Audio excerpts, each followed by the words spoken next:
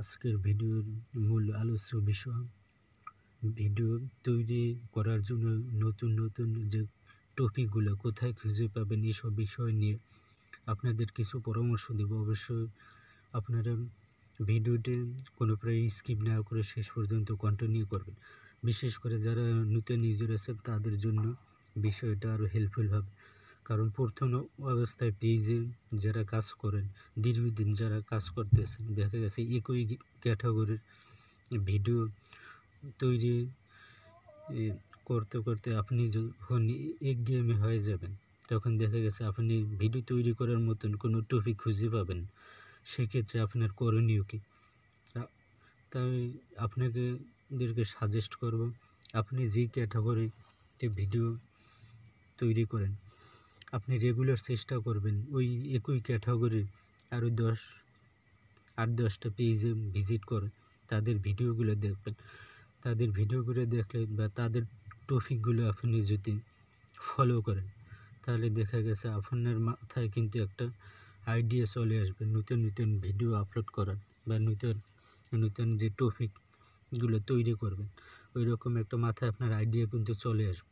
তাই আপনি বারবার এই কাজটা প্রতিনিয়ত করতে পারেন।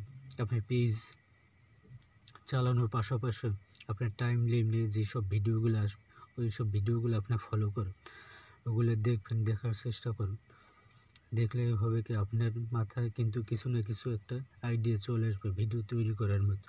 কারণ যারা এক জায়গায় বসে টেক ভিডিও নিয়ে কাজ করে তারা দেখা গেছে যে কোনো এক জায়গায় বসে তারপর কিন্তু ভিডিওগুলো তৈরি করে বিভিন্ন।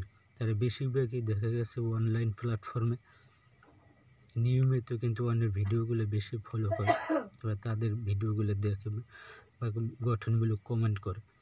তো তাদের ভিডিওগুলো দেখে কিন্তু তারা কী করে একটা আইডিয়া সংগ্রহ করে, যেন ওই ভিডিও দেখে কিন্তু অন্য একটা নকল করে কিন্তু অন্য একটা ভিডিও তৈরি করে নিজের কথা দিয়ে বা নিজের ভয়েস, তারপরে নিজের সম্পূর্ণ ফেজ সব নিজের, কিন্তু টপিকটা কিন্তু কি নকল হলো, কিন্তু তার ভিতরে কিছু কথা কিন্তু অনেক চেঞ্জ করতো।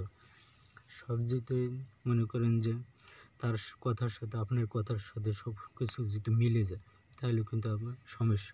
কারণ এটা ফেসবুক প্ল্যাটফর্মে কিন্তু অনেক সময় এগুলো রিসার্চ করে, তা কিছু পয়েন্ট বা কিছু কথা আপনাকে চেঞ্জ করতে হবে। চেঞ্জ করে তারপর অ্যাক্সেস করে তারপর আপনাকে নতুন টপিকগুলো বা ভিডিওগুলো তৈরি করতে হবে।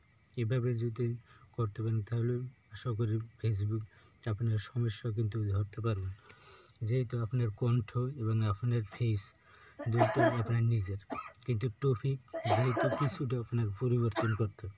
যদি এগুলো করতে পারেন তাহলে আপনার দেখা গেছে আপনার ভিডিওতে কোনো কপিরাইট বলেন বা অন্য কোনো পলিসি ইস্যু এগুলো না আসার সম্ভাবনা বেশি। আশা করি বুঝতে পারছি। তো ভিডিওটি ভালো লাগলে অবশ্যই একটা লাইক, কমেন্ট, শেয়ার দিয়ে পাশে থাকবেন। তো ভিডিওটি আজকে এ পর্যন্ত, আবার দেখা হচ্ছে নেক্সট কোনো ভিডিওতে। ততক্ষণ সবাই ভালো থাকবেন, সবাই আল্লাহ হাফেজ।